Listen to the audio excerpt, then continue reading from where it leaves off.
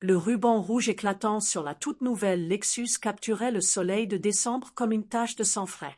Je me tenais à la fenêtre embuée de ma cuisine, mon café refroidissant dans ma main, et je regardais mon fils Ethan tendre les clés. Tante Claire, cette femme apparue dans nos vies 9 mois plus tôt avec des mèches parfaites et une histoire larmoyante de nid vide. Joyeux Noël, maman Claire, hurla de joie ma petite fille Lily en tapant dans ses mains comme si on venait d'inventer l'électricité, alors qu'il ne s'agissait que de claquer 70 000 $ pour une inconnue. Ethan rayonnait comme s'il avait accroché la lune lui-même. Sa femme Megan filmait toute la scène avec son téléphone pour les souvenirs. Et moi, la femme qui avait fait des doubles services pour qu'Ethan puisse aller à l'université, qui avait payé leur mariage, qui avait co-signé le prêt de leur première maison. Je soulevai la petite tirelire en céramique bon marché qu'il m'avait offerte ce matin-là. À l'intérieur, 4 billets froissés d'1 $ s'entrechoquaient mollement. Maman adore économiser, avait-il dit avec ce nouveau sourire condescendant qu'il arborait depuis son mariage avec Megan. On s'est dit que c'était trop mignon. Mignon. 37 années de maternité réduite à 4 $ et un cochon en plastique. Si vous regardez cette vidéo sur YouTube, abonnez-vous et dites-moi dans les commentaires d'où vous venez, ça m'intéresse toujours. Je posai le cochon sur le rebord de la fenêtre, à côté des biscuits de Noël que j'avais préparés à 4 heures du matin parce que Megan ne mange jamais d'industriel. Mes pieds me faisaient souffrir, mon dos hurlait, et quelque part dans l'allée, un moteur de 70 000 $ ronronnait déjà, emportant le fils qui m'appelait tous les dimanches autrefois. Claire agita la main comme une reine tandis qu'il reculait. Ethan ne jeta même pas un regard vers la maison. C'est à cet instant que je remarquai le sac en crocodile véritable de Claire, oublié sur mon plan de travail, juste à côté de ma tirelire à 4 $. L'univers, parfois, a un sens de l'humour très noir. Je pris le sac, sentis son poids luxueux dans mes mains et un sourire très lent naquit sur mes lèvres. Après tout, je ne faisais que vérifier qu'il ne manquait rien avant de le lui rendre. Une bonne mère fait toujours attention aux affaires des autres, n'est-ce pas? Je portai le sac de Claire jusqu'à ma chambre et le posai sur la coiffeuse de ma grand-mère, celle que Tom avait toujours refusé de jeter parce qu'elle faisait partie de l'histoire de la maison. Je commençai par le portefeuille, du cuir souple, presque trop lourd, 400 $ en billets de 100 ou 9, des cartes Platinum à mon nom que je n'avais jamais vues, des cartes de magasins de luxe dont je ne savais même pas prononcer la moitié. Mais ce qui me coupa vraiment le souffle, ce furent les 3 relevés bancaires pliés derrière le permis de conduire. Imprimés la semaine dernière. Je dus m'asseoir. Les chiffres dansaient devant mes yeux. Compte courant à 7 chiffres, portefeuille d'investissement à 8. Claire n'était pas simplement à l'aise. Claire était riche. Le genre de riche où 70 000 $ pour une voiture représente la menue monnaie qu'on laisse traîner dans une coupelle à l'entrée. Son téléphone, dans son étui à strass, n'arrêtait pas verrouillé, erreur de débutante. Les notifications s'enchaînaient. Dépôt confirmé 18 000 $ Pacifique Horizon Capital. Réunion confirmée jeudi, apportez dossier William. Williams. Nous. Je sentis mes mains trembler, mais pas de peur, de colère froide. La bouteille de médicaments attira ensuite mon regard. Anxiolytique prescrit il y a 6 semaines, juste au moment où Claire avait commencé à se montrer si gentille, à proposer de m'emmener chez le médecin, à poser 1000 questions sur la retraite de Tom, sur l'assurance vie, sur la valeur de la maison. Je veux juste m'assurer que tu sois bien protégée, ma chérie, disait-elle toujours avec son sourire de miel. Le téléphone de la maison sonna. Je décrochai, la voix calme. Madame Williams, brigadier Moreau, police judiciaire. Nous avons reçu une déclaration de disparition inquiétante concernant une certaine Claire Morel. Son fils a signalé qu'elle n'était pas rentrée et ne répondait plus. Son fils. Intéressant. Pendant tous ces mois, Claire avait pleurniché sur sa solitude de veuve sans jamais mentionner d'enfant. Elle était ici pour le repas de Noël, répondis-je posément, mais elle est repartie avec mon fils et ma belle-fille faire un tour dans sa nouvelle Lexus. Cadeau de mon Ethan. Silence à l'autre bout du fil. Je laissai le poids du mot « cadeau » faire son effet. Quand je raccrochai, l'écran du téléphone de Claire affichait 32 appels manqués de « Brian chéri » et des messages de plus en plus affolés. « Maman, réponds STP. La police est prévenue. » Ainsi donc, Claire avait un fils qui l'aimait assez pour alerter les forces de l'ordre en quelques heures. Contrairement au mien, qui n'aurait probablement pas remarqué mon absence avant le mois prochain. Je fis glisser mon pouce sur l'écran du téléphone de Claire, le cœur battant, mais la main parfaitement stable. D'abord les photos récentes. Claire rayonnante à l'anniversaire de Meghan, Claire entre Ethan et moi à la fête du travail, Claire coupant la dinde à Thanksgiving comme si elle avait toujours été là. Sur chaque cliché, elle se plaçait pile au centre, comme si elle effaçait ma place petit à petit. Puis je remontais plus loin dans le temps. Et là, mon sang se figea. Des photos de documents, des captures d'écran de mes relevés bancaires, des clichés pris en douce de l'intérieur de ma maison, mon bureau, ma chambre, le tiroir où je range mes papiers importants. Une photo nette de l'acte de décès de Tom. Une autre de notre acte de mariage. Une troisième, prise à la lumière d'une lampe torche, de ma carte de sécurité sociale que je garde dans la boîte à bijoux en haut de l'armoire. Les dates remontaient à 8 mois. 8 mois qu'elle photographiait, notait, espionnait. Bien avant qu'elle ne se mette à pleurer dans mon salon en prétendant être une veuve solitaire. Je dus m'asseoir sur le lit de Tom. Le matelas gardait encore la forme de son corps, même après 2 ans. Claire Morel n'était pas une gentille dame en quête d'une famille d'adoption. C'était une prédatrice professionnelle. Le carillon de l'horloge grand-père résonna 7 coups. Ils étaient partis depuis presque 3 heures, juste faire un tour du quartier. Mon propre téléphone restait muet. Aucun message d'Ethan pour dire où ils étaient, ni à quelle heure ils rapporteraient le sac oublié. Je remis tout en place avec une précision chirurgicale, mais pas avant d'avoir photographié chaque relevé bancaire et chaque image compromettante avec mon propre téléphone. Si Claire jouait un jeu, elle venait de m'apprendre les règles. Le ronronnement de la Lexus annonça leur retour. J'entendis les rires de Meghan flotter dans l'air froid, puis la voix mielleuse de Claire. « Oups, j'ai oublié mon sac. Quelle tête en l'air je fais !» Je me postai dans la cuisine, le sac à la main, sourire de parfaite belle-mère attentionnée. Claire entra la première, les joues roses d'excitation. Lorsqu'elle vit son sac, ses yeux firent l'aller-retour éclair entre le crocodile et moi. Un éclair de calcul, aussitôt masqué par un gloussement théâtral. « Oh Dorothy, ma sauveuse, je vieillis, je deviens étourdie. » Je lui tendis le sac. Ses doigts vérifièrent immédiatement le contenu, rapide, discret, mais je le vis. Le soulagement quand elle constata que tout était là. « Vous avez bien profité de la balade ?» demandai-je doucement. « Énormément. Ethan est tellement généreux. Tu l'as si bien élevé. » Le mot « garçon » dans sa bouche pour parler de mon fils de 35 en me donna envie de vomir. Mais je souris. Ethan apparut derrière Claire, déjà en train d'enfiler son manteau. « On file, maman. Gros lundi demain. » Comme si Noël n'était qu'une corvée à cocher sur son agenda.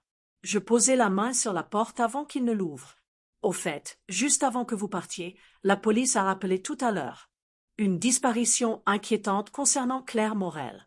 Apparemment, son fils a prévenu les autorités quand elle n'a plus donné signe de vie. » Le visage de Claire devint blanc comme la neige dehors. « Une disparition? Mais c'est ridicule, je suis là. » C'est exactement ce que j'ai répondu à l'agent Moreau, dis-je avec douceur. J'ai précisé que vous étiez parti faire un tour dans votre nouvelle Lexus, cadeau de mon fils. Meghan écarquilla les yeux. « Claire, tu as un fils? Tu ne nous en as jamais parlé. » Le silence tomba, lourd comme du plomb. Claire balaya la pièce du regard, cherchant une issue. « Eh bien, nous ne sommes pas très proches. Il vit à Vancouver. Vie différente, vous savez ce que c'est. » Je souris. Toujours. Pourtant les messages que j'ai vus disaient « Maman, réponds, la police est prévenue. » Ça ne ressemble pas à quelqu'un de distant. Claire se raidit. Ethan fronça les sourcils, enfin troublé. « Tu as vu ces messages ?» demanda-t-il, un peu trop fort.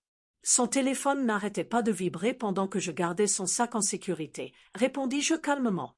32 appels manqués. Un fils inquiet. Ça touche. Non? Surtout quand il est prêt à alerter la police en quelques heures. Meghan se tourna vers Claire. « Tu nous as toujours dit que tu étais seule au monde. » Claire agita la main, rire forcé. « Brian, surprotecteur. Depuis la mort de son père.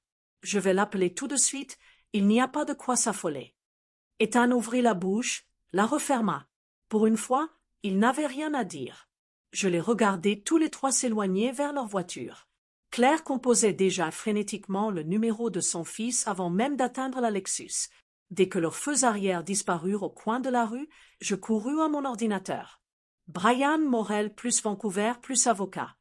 15 minutes plus tard, j'avais tout. Brian Morel n'était pas simplement avocat. Il était spécialisé en droit des aînés et en lutte contre les abus financiers sur personnes âgées. Son cabinet publiait des articles, des conférences, des affaires gagnées contre des escrocs qui dépouillaient des veufs et veuves de leur patrimoine. Et sur chaque photo de famille, Claire rayonnait à ses côtés de son fils, de ses petits-enfants, lors de dîners de Noël, d'anniversaire. Une famille unie. Alors pourquoi Claire prétendait-elle être seule? Pourquoi laissait-elle mon fils s'endetter de 70 000 $ pour lui offrir une voiture? Je n'ai presque pas dormi. À l'aube, j'ai préparé un café, bien trop grand pot de café, et je me suis installée à la table de la cuisine avec toutes mes notes. À 9h03 précise, j'ai composé le numéro du cabinet de Brian Morel à Vancouver. Une voix jeune et chaleureuse répondit. Cabinet Morel et Associates, bonjour. J'ai pris ma plus belle voix de grand-mère inoffensive. Bonjour, ma petite. Ici Dorothy Williams, de Virginie. Je suis une amie de la maman de Monsieur Morel, Claire. Il y a eu un petit incident hier et je voulais m'assurer qu'elle allait bien. La secrétaire tomba aussitôt dans le panneau. Oh, vous êtes l'ami chez qui elle passe les fêtes. Monsieur Morel était mort d'inquiétude hier quand elle n'a plus répondu au téléphone. Il a même failli prendre le premier avion.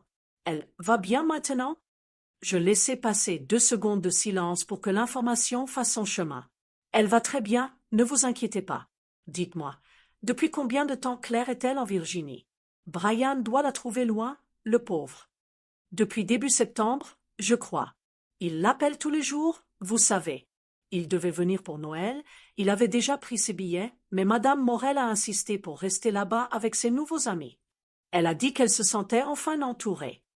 Je sentis mon cœur cogner plus fort. Septembre.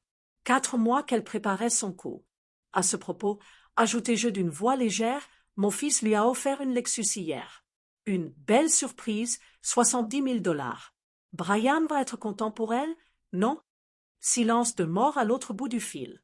Puis, d'une voix soudain très professionnelle. Pardon, vous avez dit que votre fils a acheté une Lexus à ma patronne. Oui, ma chère. Une LX 570, toute neuve. Il est tellement généreux. Mais Madame Morel a déjà une Mercedes Classe toute récente et elle est très à l'aise financièrement. Elle n'a besoin de rien. Je laissai le silence faire le reste. Oh, quel malentendu. Peut-être ai-je mal compris, répondis-je avec l'inox le plus innocent du monde. Je raccrochai, les mains tremblantes de rage contenue. Claire était riche. Claire avait une voiture.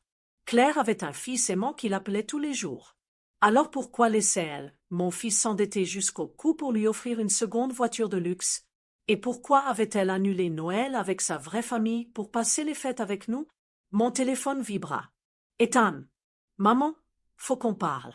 On arrive dans 1 heure. Sa voix était blanche. Claire avait déjà commencé à leur version des faits. 1 heure plus tard, ils débarquèrent habillés comme pour un enterrement. Ethan en costume sombre, réunion importante. Megan en tailleur pantalon, gestion de crise. Ils s'assirent en face de moi à la table de la cuisine, l'air grave, comme un jury prêt à rendre son verdict. Ethan prit la parole le premier, la voix posée mais tendue. « Maman, Claire est très blessée. Elle dit que tu as fouillé dans son sac hier. » Je haussai un sourcil. En gardant son sac en sécurité, je vérifiais simplement qu'il n'avait pas été perdu ou volé. J'ai été élevée à fils honnête, non? Megan se pencha en avant. Dorothy, elle se sent violée dans son intimité. Et certaines questions que tu as posées, sur son fils, sur ses finances, c'était trop. Je bus une gorgée de thé, lentement. Je trouvais simplement touchant qu'elle ait un fils qui s'inquiète au point d'appeler la police.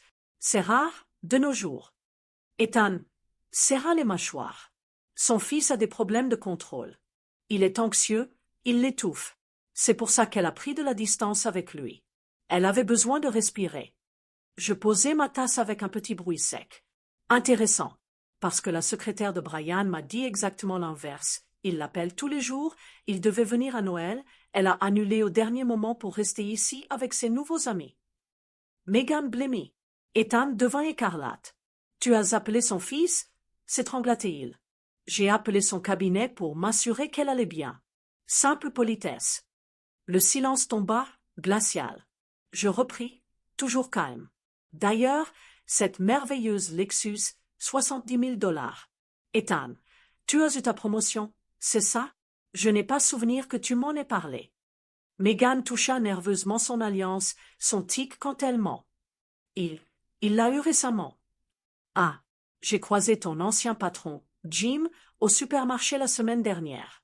Il m'a dit qu'ils avaient dû licencier du personnel. Coupe budgétaire. Il s'inquiétait pour toi. Ethan se raidit. Jim n'est pas au courant des promotions internes. Surtout quand elles n'existent pas, répondis-je doucement. Le tic-tac de l'horloge, grand-père, devint assourdissant. Megan se leva brusquement. On devrait y aller. Cette conversation ne mène à rien. Je l'ai raccompagné à la porte avec le sourire. Embrassez Claire pour moi. Dites-lui que j'espère que son fils arrêtera de s'inquiéter, maintenant qu'elle est en sécurité avec nous. Ils partirent sans un au revoir. Je refermai la porte et soufflai enfin. Le masque était tombé. Ils étaient venus pour me faire la morale. Ils repartaient avec la peur au ventre. Le lendemain matin, je n'ai pas attendu. J'ai ouvert les registres publics en ligne et tapé le nom d'Ethan. Résultat, une seconde hypothèque de 80 000 $ contractée en octobre sur leur maison. Exactement le montant nécessaire pour la Lexus plus les intérêts. Octobre. Le même mois où Claire avait pris toutes ses photos dans mes tiroirs. Ensuite, j'ai cherché ma propre adresse sur le cadastre. Un rapport d'expertise immobilière daté du 12 octobre. Valeur estimée 480 000 $. Je n'avais jamais demandé d'expertise. Je n'avais même jamais vu l'expert. En bas du document, commandé par M. Ethan Williams, agissant en qualité de mandataire de Mme Dorothy Williams, procuration enregistrée. Procuration. Je sentis la colère monter, brûlante et propre. J'ai pris mes clés et je suis partie directement chez mon avocate, Margaret Patterson, qui gérait les affaires de Tom et les miennes depuis 25 ans. Elle m'a reçue aussitôt, inquiète. « Dorothy, que se passe-t-il? Tu es toute pâle. » Je lui ai tout montré, l'expertise, la seconde hypothèque, le mot « procuration ». Margaret a pianoté sur son ordinateur, le visage qui se fermant à vue d'œil. « Je n'ai jamais rédigé de procuration pour toi. Tu avais été très clair après le décès de Tom, tu gardais le contrôle total. » Elle a tourné l'écran vers moi. Un document officiel déposé au greffe 3 semaines plus tôt. Mon nom, ma date de naissance et une signature qui ressemblait à la mienne, mais pas tout à fait. Le « I » de Dorothy avec une seule boucle au lieu de 2. Les « I » étaient pointés d'un simple point alors que je fais toujours de petits cercles. C'est un faux, a murmuré Margaret, blanche comme un linge. Un faux très bien fait, mais un faux. Je fixai l'écran. Quelqu'un avait imité ma signature, fait certifier conforme par un notaire, probablement complice, et donné à mon fils le pouvoir de vendre ma maison, vider mes comptes, décider de ma vie. Margaret a reposé sa tasse d'une main tremblante. « Dorothy, c'est de l'escroquerie aggravée. On appelle la police tout de suite. »« Pas encore, » ai-je répondu, la voix calme. « D'abord, je veux savoir jusqu'où ils sont prêts à aller. Ensuite, on les prendra la main dans le sac. » Elle m'a regardé comme si elle me découvrait. « Tu es sûr? C'est dangereux. » Je pensais à ma tirelire à 4 $. Ils ont commencé la guerre. Je vais juste la terminer. Margaret a reposé ses lunettes, encore sous le choc. « Tu veux vraiment tout léguer à des associations? Ton fils n'héritera de rien? » Je lui ai souri. Un vrai sourire, le premier depuis des mois. Exactement. Tout à la Fondation contre le cancer, à la SPA, à la Banque alimentaire, à l'hôpital pour enfants. Rédige-le en béton armé. Pas une faille. Pas un centime pour Ethan, Megan ou qui que ce soit d'autre. Et je veux que ce soit signé aujourd'hui même. Elle m'a regardé longuement. Tu n'es pas en colère, Dorothy. Tu es lucide. C'est encore plus effrayant.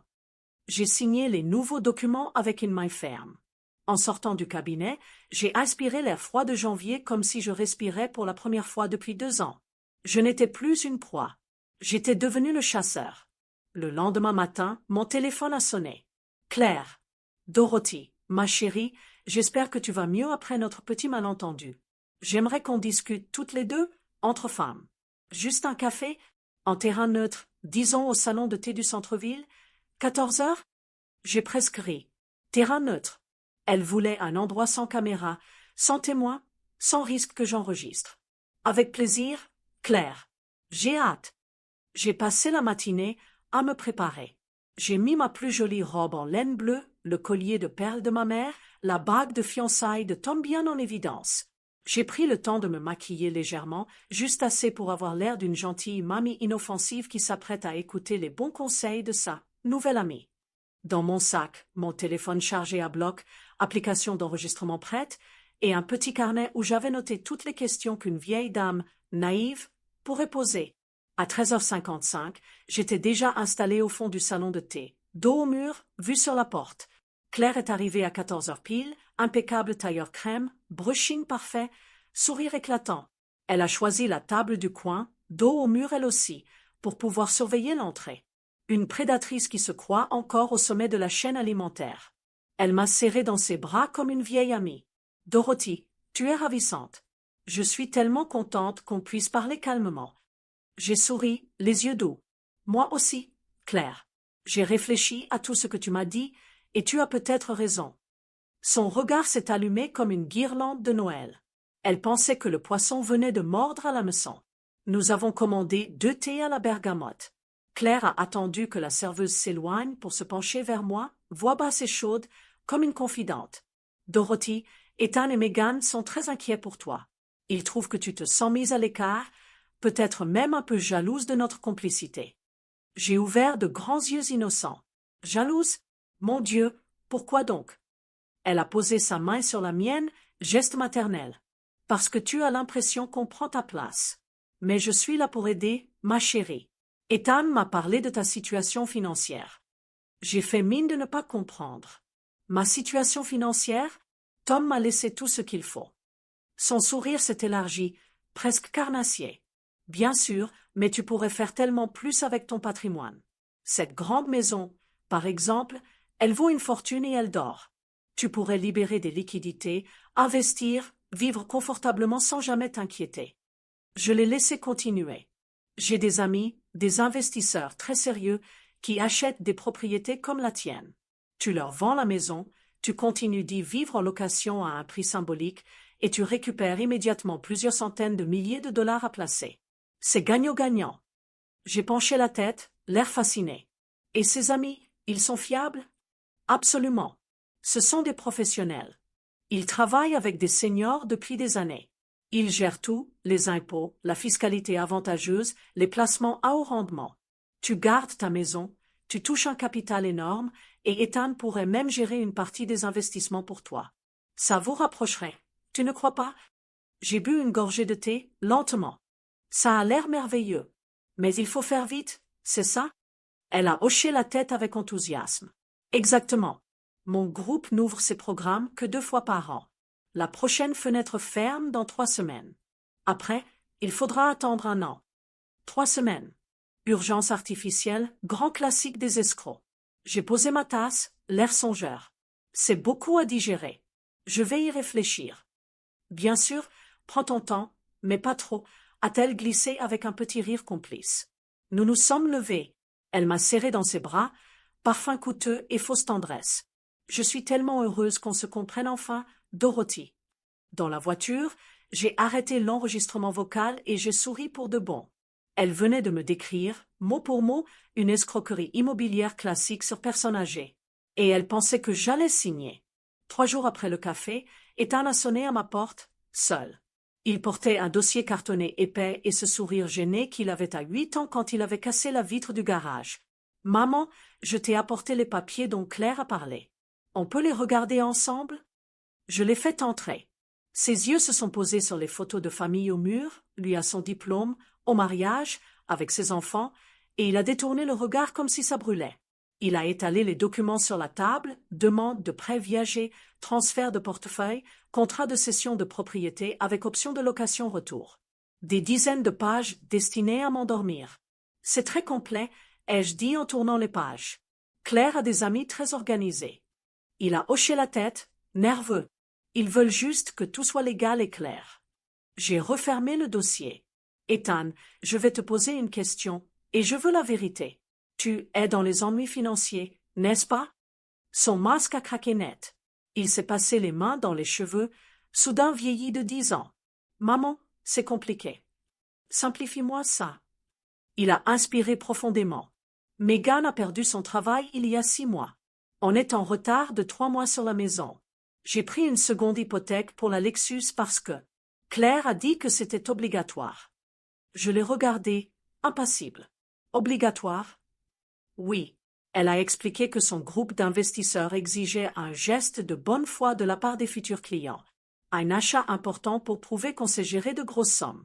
La voiture était la preuve qu'on était sérieux.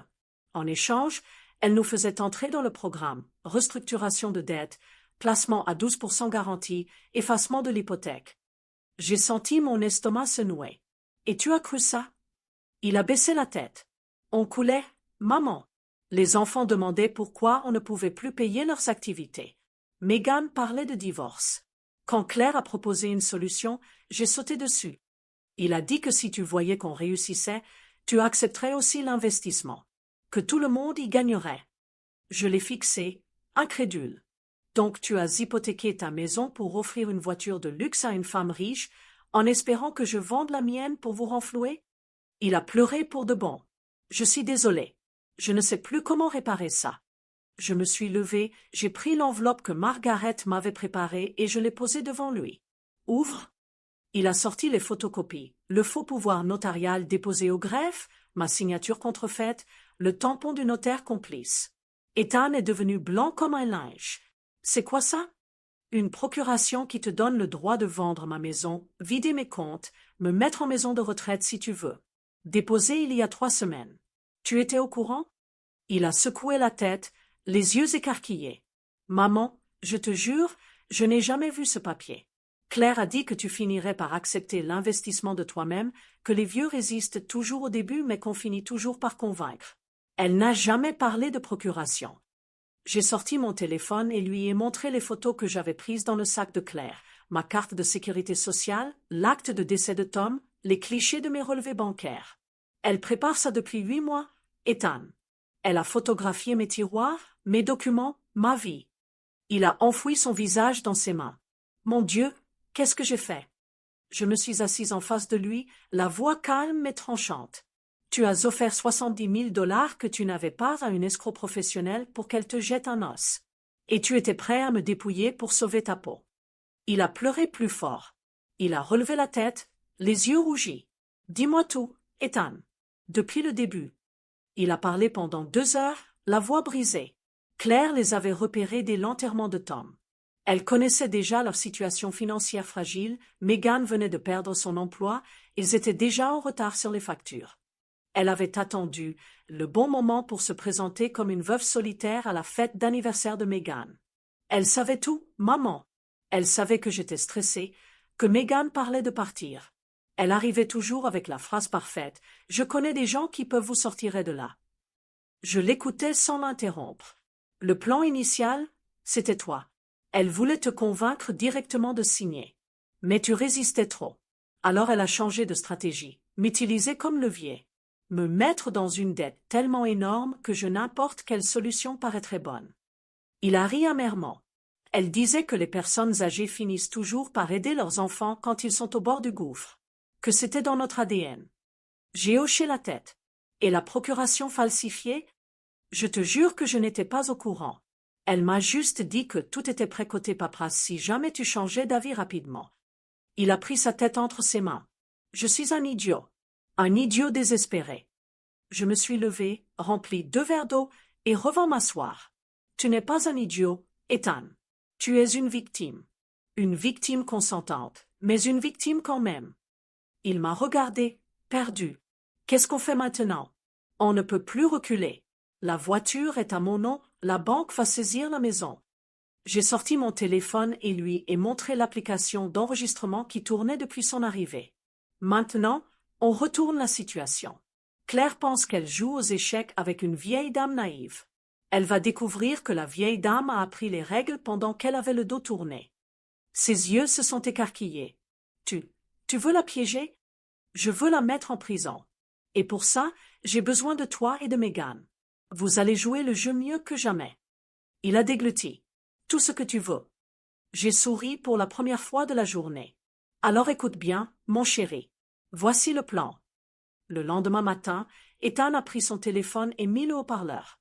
J'étais assise en face de lui, Megan à côté, les mains crispées sur une tasse de café. Il a inspiré profondément et a composé le numéro de Claire. Claire, c'est Ethan. Oui, on a parlé avec maman hier soir. Tu ne vas pas le croire, elle est complètement revenue sur sa position. Elle veut avancer, et vite. Un silence, puis la voix mielleuse de Claire. Vraiment? C'est merveilleux. Je savais qu'elle finirait par comprendre. Ethan a joué la comédie à la perfection, voix excitée, un peu tremblante.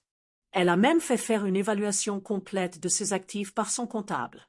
Il y a beaucoup plus que ce qu'on pensait. Presque 2 millions en liquidité. Elle veut tout placer. Aïe, ok, audible à l'autre bout du fil. 2 millions. Oui. Elle veut rencontrer ton groupe d'investisseurs en personne avant de signer quoi que ce soit. Elle est vieux jeu, tu sais. Elle veut voir les gens dans les yeux. Megan a pris le relais, la voix pleine de larmes de joie feinte. Claire, Dorothy est tellement reconnaissante de tout ce que tu fais pour nous. Elle dit que tu es la fille qu'elle n'a jamais eue. On organise ça quand? Claire a répondu immédiatement, l'excitation à peine contenue. Vendredi après-midi chez moi. Je m'occupe de tout. J'ai hoché la tête. Le poisson avait mordu à pleines dents. Pendant les 3 jours suivants, nous avons travaillé comme une équipe militaire. J'ai fabriqué de faux relevés bancaires montrant des comptes à 7 chiffres grâce à quelques modèles trouvés en ligne et une imprimante couleur. Megan a rédigé de faux courriers d'un cabinet comptable confirmant la fortune nouvellement découverte.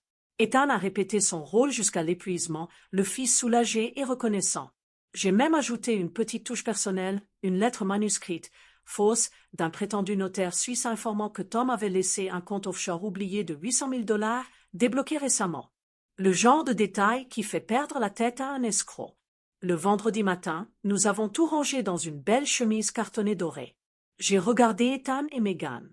Souvenez-vous, vous êtes enthousiastes, un peu dépassés par les chiffres, et surtout, vous faites totalement confiance à Claire. Ethan a serré ma main. On ne te décevra plus, maman. J'ai souri. Je sais. Maintenant, allons offrir à Claire le plus beau jour de sa vie, juste avant le pire. Vendredi 14h30. Nous nous sommes garés devant la grande maison de Claire, celle qu'elle louait, temporairement, depuis son arrivée en Virginie. Façade en briques, jardin impeccable, Mercedes classe, G dans l'allée. Tout payé avec l'argent d'autres victimes, j'en étais certaine. Claire nous a ouvert avant même qu'on sonne, radieuse dans un tailleur Chanel beige et escarpins nudes. Entrez, entrez. Je suis si heureuse. Elle nous a serrés dans ses bras comme si nous étions sa vraie famille. Le salon avait été transformé en salle de conférence, grande table en verre, dossiers parfaitement alignés, graphique couleur sur trépied, bouteilles de champagne au frais. L'odeur du grand spectacle. Ethan a joué son rôle à la perfection. Claire, maman veut absolument rencontrer tes investisseurs avant de signer. Elle est comme ça, tu la connais. Le sourire de Claire a vacillé une demi-seconde. Malheureusement, ils ont eu une urgence avec un autre gros client à New York. Mais j'ai toutes les procurations, les références, les bilans certifiés. J'ai fait mine d'être déçue, mais compréhensive. Quel dommage. Bon, tant pis. On va faire sans. Je me suis assise, j'ai ouvert ma chemise dorée et j'ai commencé à étaler les faux documents sur la table, lentement, comme si c'était Noël. Relevé bancaire fictif, 1 980 000 $ en liquidité. Lettre d'un cabinet zurichois confirmant un compte offshore débloqué. Évaluation immobilière gonflée à 650 000 $ pour la maison. Contrat de donation anticipé déjà paraphé, faux, bien sûr. Claire s'est penchée en avant, les yeux brillants de cupidité pure. Dorothy, ces chiffres sont bien supérieurs à ce que nous avions estimé. J'ai pris un air modeste. Tom était très discret sur certains placements. Mon comptable vient juste de tout retrouver. Je me suis dit, autant tout placer d'un coup, non? Pour maximiser les rendements. Elle a pratiquement léché les papiers. Absolument. Avec une telle somme, on peut adopter une stratégie beaucoup plus offensive. Fonds offshore, paradis fiscaux, rendement garanti à 15%. Ethan a feint l'émerveillement. 15%? C'est incroyable. Megan a renchéri, larmes aux yeux. On va enfin pouvoir respirer. Claire était déjà en train de calculer sa commission dans sa tête.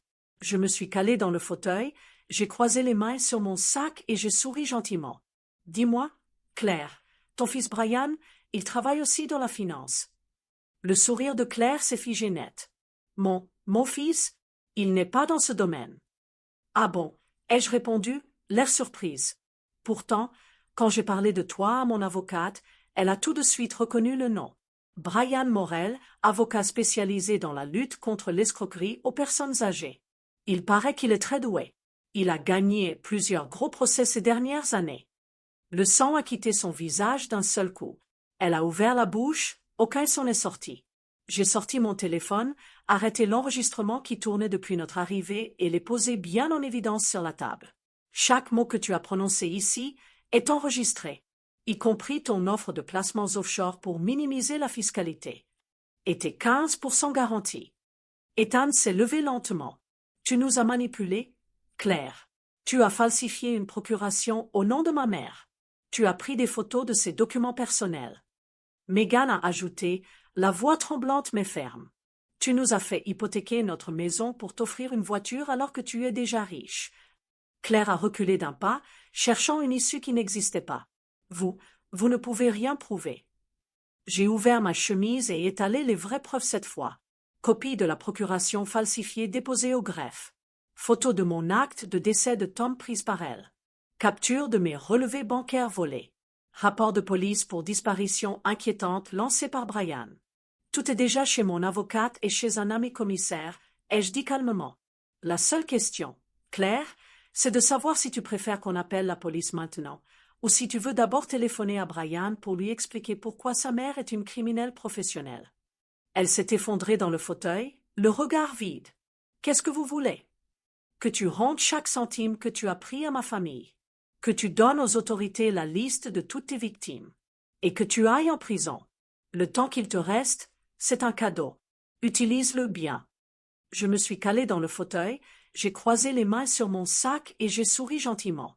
Dis-moi, Claire, ton fils Brian, il travaille aussi dans la finance. Le sourire de Claire s'est figé net. Mon fils, il n'est pas dans ce domaine. Ah bon, ai-je répondu, l'air surprise. Pourtant, quand j'ai parlé de toi à mon avocate, elle a tout de suite reconnu le nom. Brian Morel, avocat spécialisé dans la lutte contre l'escroquerie aux personnes âgées. Il paraît qu'il est très doué. Il a gagné plusieurs gros procès ces dernières années. Le sang a quitté son visage d'un seul coup. Elle a ouvert la bouche, aucun son n'est sorti. J'ai sorti mon téléphone, arrêté l'enregistrement qui tournait depuis notre arrivée et l'ai posé bien en évidence sur la table. Chaque mot que tu as prononcé ici est enregistré, y compris ton offre de placements offshore pour minimiser la fiscalité. Et tes 15% garantis. Ethan s'est levé lentement. Tu nous as manipulés, Claire. Tu as falsifié une procuration au nom de ma mère. Tu as pris des photos de ses documents personnels. Megan a ajouté, la voix tremblante mais ferme. Tu nous as fait hypothéquer notre maison pour t'offrir une voiture alors que tu es déjà riche. Claire a reculé d'un pas, cherchant une issue qui n'existait pas. Vous ne pouvez rien prouver. J'ai ouvert ma chemise et étalé les vraies preuves cette fois. Copie de la procuration falsifiée déposée au greffe. Photo de mon acte de décès de Tom prise par elle. Capture de mes relevés bancaires volés. Rapport de police pour disparition inquiétante lancé par Brian. Tout est déjà chez mon avocate et chez un ami commissaire, ai-je dit calmement. La seule question, Claire, c'est de savoir si tu préfères qu'on appelle la police maintenant, ou si tu veux d'abord téléphoner à Brian pour lui expliquer pourquoi sa mère est une criminelle professionnelle. Elle s'est effondrée dans le fauteuil, le regard vide. Qu'est-ce que vous voulez? Que tu rendes chaque centime que tu as pris à ma famille, que tu donnes aux autorités la liste de toutes tes victimes, et que tu ailles en prison. Le temps qu'il te reste, c'est un cadeau. Utilise-le bien. 6 mois plus tard, Claire Morel a plaidé coupable à escroquerie aggravée sur personnes vulnérables, faux et usage de faux, blanchiment et association de malfaiteurs. Peine, 3 ans de prison ferme, restitution intégrale des sommes volées à toutes les victimes identifiées, interdiction définitive d'exercer toute activité financière. Le jour de l'audience de prononcer, Brian a témoigné. Debout à la barre, costume impeccable, il a regardé sa mère droit dans les yeux et a dit « Ma mère a trahi non seulement ses victimes, mais aussi tout ce que je défends depuis 15 ans. Elle a fait honte à notre famille. » Sa voix s'est brisée sur le dernier mot. J'étais au premier rang, nos regards se sont croisés. Il m'a fait un petit signe de tête reconnaissant. Je n'ai pas applaudi, mais j'ai pleuré quand même. Depuis, Ethan et Megan viennent tous les dimanches. Pas par obligation. Par choix. Ce dimanche-là, il faisait doux pour la saison. Les enfants couraient dans le jardin pendant que Megan préparait le café. Ethan est monté sur le perron avec un petit paquet dans les mains. On t'a apporté quelque chose, un peu en retard pour Noël. J'ai ouvert une photo encadrée de Tom et moi le jour de notre mariage. Une photo que je n'avais jamais vue, restaurée, magnifiquement mise en valeur. Je l'ai trouvée dans une boîte au grenier, a-t-il murmuré. Papa voulait te l'offrir pour vos 40 ans de mariage. Il n'a pas eu le temps. J'ai caressé le visage de Tom sur le verre. Merci, mon chéri. Megan s'est assise à côté de moi. On a vendu la Lexus. On a remboursé la banque avec la restitution de Claire. On est redevenu propriétaire, sans dette. J'ai repris un petit boulot à mi-temps. Ethan bosse dur, on s'en sort. Ethan a ajouté, la gorge serrée. J'ai repris des cours du soir aussi, pour ne plus jamais être assez bête pour croire au miracle payant. Lily est venue se jeter dans mes bras. Mamie Dot, papa dit que cette année on va faire un vrai Noël, pas comme le bizarre de l'an dernier. J'ai ri. Oui, ma puce. Un vrai Noël sera vrai. Quand ils sont repartis, Ethan m'a glissé une enveloppe blanche dans la main. Lis-la quand tu seras seule, s'il te plaît. Je me suis installée sur le banc du perron, le soleil couchant dorait le jardin. J'ai ouvert l'enveloppe. 3 pages écrites à la main, son écriture d'adulte que je reconnaissais à peine. Chère maman, je ne sais que pardon ne suffira jamais. J'ai passé des mois à me haïr pour ce que je t'ai fait subir. Je nous ai fait subir. Tu m'as donné la vie, tu m'as tout donné, et quand j'ai eu peur de tout perdre, j'ai choisi de te voler ce qui te restait, ta maison, ta sécurité, ta dignité. Je me suis caché derrière des excuses, la pression, la peur, la honte de ne pas être à la hauteur du fils que tu avais élevé. Mais la vérité est simple, j'ai été faible, égoïste et lâche. Tu aurais pu me rayer de ta vie. Tu aurais eu raison. Au lieu de ça, tu m'as sauvé 2 fois, d'abord de Claire, ensuite de moi-même. Je ne te demande pas d'oublier. Je te demande juste la permission de passer le reste de ma vie à mériter à nouveau le droit de t'appeler maman. Tu m'as appris que la famille, c'est se mettre en avant quand c'est facile, et encore plus quand c'est dur. J'avais oublié cette leçon. Je ne l'oublierai plus jamais plus. Ton fils qui t'aime plus que tout. Ethan. J'ai dû relire 3 fois. Les larmes coulaient, mais c'étaient des larmes légères, presque heureuses. Mon téléphone a vibré. Un message de Brian Morel. Bonsoir Dorothy. Je sors du parloir. Maman a enfin accepté de donner la liste complète de ses victimes et de coopérer. Elle m'a demandé de vous transmettre un message. Je n'ai jamais rencontré quelqu'un d'aussi fort qu'elle. Dites-lui merci de ne pas m'avoir complètement détruite. Prenez soin de vous. Brian. J'ai rangé la lettre contre mon cœur, j'ai regardé le ciel qui s'assombrissait. La tirelire à $4 trône toujours sur la cheminée, à côté de la photo de Tom et moi le jour du mariage. 2 rappels, ce que j'ai failli perdre et ce que j'ai réussi à garder. Un dimanche de septembre, ils sont arrivés plus tôt que d'habitude. Ethan portait un gros carton, Megan un gâteau fait maison. Les enfants couraient déjà dans le jardin. Après le café, Ethan a pris une grande inspiration. « Maman, on a appris quelque chose hier chez Maître Patterson. » Je me suis figée, tasse à la main. Il a continué. « Elle nous a convoqués pour nous lire ton Nouveau Testament. Tu as changé ton testament il y a 8 mois. Tu as tout légué à des associations, la recherche contre le cancer, les refuges pour animaux, la banque alimentaire. Pas un centime pour nous. » Megan avait les larmes aux yeux. Tu l'as fait le lendemain de la découverte de la procuration falsifiée. Tu nous as rayés de ton héritage le jour où on méritait le plus de lettres. Je n'ai rien dit. J'ai juste attendu. Ethan s'est agenouillé devant moi, comme quand il avait 5 ans et qu'il avait cassé mon vase préféré. Tu avais raison de le faire. On ne méritait rien. Mais pourquoi tu ne nous l'as jamais dit? J'ai posé ma tasse, parce que je voulais voir si vous reviendriez pour moi ou pour ce que je possède. Silence total. Même les enfants se sont tus dans le jardin. Megan a murmuré. Et on est revenu pour toi. Oui, ai-je répondu doucement.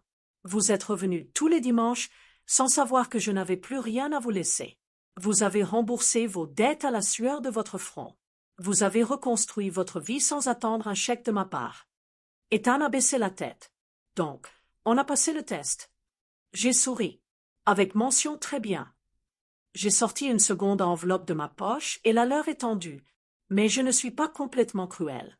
Voici une copie du codicille que j'ai ajouté le mois dernier. À mon décès, la maison vous reviendra à tous les deux, ainsi qu'un fonds pour les études des enfants. Le reste ira toujours aux associations. Megan a éclaté en sanglots. Ethan m'a prise dans ses bras comme quand il était petit. On ne veut pas la maison, maman. On veut juste toi, le plus longtemps possible. J'ai ri à travers mes larmes. Alors vous allez devoir supporter encore quelques décennies de gâteaux brûlés et de sermons. Un jeudi matin de novembre, la sonnette a retenti. Un homme grand, costume impeccable, bouquet de roses blanches à la main. Brian Morel. Il s'est présenté sur le perron, un peu gêné mais déterminé. Madame Williams. Dorothy, je peux vous voler 5 minutes? Je l'ai fait entrer. Il a posé les fleurs sur la table et m'a tendu une enveloppe. C'est de la part de ma mère. Elle m'a supplié de vous l'apporter personnellement. J'ai ouvert. Une écriture tremblante, celle d'une femme qui n'a plus rien à perdre. Chère Dorothy, je n'ai pas d'excuses. J'ai passé ma vie à voler la sécurité des autres pour me sentir en sécurité moi-même. Vous êtes la seule personne qui m'ait regardé comme un être humain et non comme un monstre, même quand vous aviez toutes les raisons de me haïr. Vous m'avez laissé une porte de sortie, la coopération, la liste complète de mes victimes, la restitution. Grâce à vous, certaines familles vont récupérer leur maison, leur retraite, leur dignité. Je ne vous demande pas de me pardonner. Je vous demande juste de savoir que, pour la première fois de ma vie d'adulte, j'ai honte et que cette honte me rend enfin humaine. Je purgerai ma peine jusqu'au dernier jour. Et quand je sortirai, je travaillerai dans le programme de réinsertion que Brian dirige pour les anciens escrocs. Je passerai le reste de mes jours à réparer ce que j'ai détruit. Merci de m'avoir montré qu'on peut être fort sans être cruel. Claire, Brian a ajouté doucement. Elle pleure toutes les semaines en parlant de vous. Elle dit que vous êtes la seule personne qui l'ait battue à son propre jeu et qui lui ait ensuite tendu la main. Je n'ai pas répondu tout de suite. J'ai pris une rose après rose et je les ai mises dans le grand vase de Tom. Dites-lui que je ne la hais pas. Dites-lui que je lui souhaite de trouver la paix qu'elle a volée aux autres. Et dites-lui merci pour la leçon. Même les pires erreurs peuvent encore servir à quelque chose si on choisit de changer. Brian m'a serré dans ses bras, brièvement, comme un fils. Puis il est reparti. Je suis resté longtemps devant les roses blanches. Le pardon, parfois, n'efface pas la douleur. Il la transforme. Un soir de décembre, un an jour pour jour après le Noël de la tirelire à $4. Je suis assis sur le perron, emmitouflé dans le vieux plaid de Tom. Le ciel est d'un rose-orange magnifique, le genre de coucher de soleil qui fait croire que le monde est encore beau. La tirelire en céramique trône toujours sur la petite table à côté de moi. 4 billets d'$1 à l'intérieur, intacts. À sa droite, la photo restaurée de Tom et moi le jour de notre mariage. À sa gauche, une nouvelle photo encadrée. Ethan, Megan, les enfants et moi, prise le dimanche précédent. Tout le monde rit, même moi. Je regarde la rue calme. Une voiture ralentit devant la maison. Mon cœur fait un petit bond, vieille habitude, puis je reconnais le voisin qui me fait un signe amical. Je lui rends son salut en riant de moi-même. Plus de fantômes. Plus de peur. Claire est toujours en prison, mais ses lettres arrivent tous les 2 mois maintenant. Des lettres courtes, sincères. Elle travaille avec d'anciennes victimes pour les aider à récupérer leur argent. Brian dit qu'elle a changé. Je le crois. Ethan et Megan ont gardé leurs 2 emplois. Ils ont repeint la maison eux-mêmes, leur maison, planté un potager, remboursé la dernière dette il y a 3 semaines. Ils n'ont plus jamais parlé d'investissement miracle. Les enfants m'appellent « Mamie, dot la warrior ». Je les laisse faire. Je prends la tirelire, la secoue doucement. Les 4 billets bruissent comme un souvenir. Je souris. Ce petit cochon moche a sauvé ma famille. Pas parce qu'il contenait de l'argent, mais parce qu'il m'a rappelé que l'amour véritable n'a pas de prix, et que ceux qui essaient de le monnayer, le tien ne mérite pas ta place à table. Je lève les yeux vers le ciel qui s'assombrit. Tu as vu, Tom? On a gagné. Une brise légère passe, comme une caresse. Je sais qu'il a vu. La famille, ce n'est pas mettre l'autre en premier quand c'est facile. C'est le remettre en premier même quand il t'a brisé le cœur. Et parfois, le plus beau cadeau qu'on puisse offrir, c'est de laisser l'autre réparer ses erreurs. Et revenir quand même. Merci d'avoir suivi cette histoire jusqu'au bout. Si cette histoire vous a touché, abonnez-vous, partagez-la avec quelqu'un qui a besoin de se rappeler que même dans les pires trahisons, il reste toujours de l'espoir. Laissez-moi un petit cœur ou un commentaire. D'où regardez-vous cette vidéo ce soir? Je lis tout. Et n'oubliez jamais, on sous-estime souvent les mamies. C'est une grossière erreur. Joyeux Noël, joyeuse vie, et à très bientôt pour une nouvelle histoire. Mamie, Dot vous embrasse fort. Cœur bleu.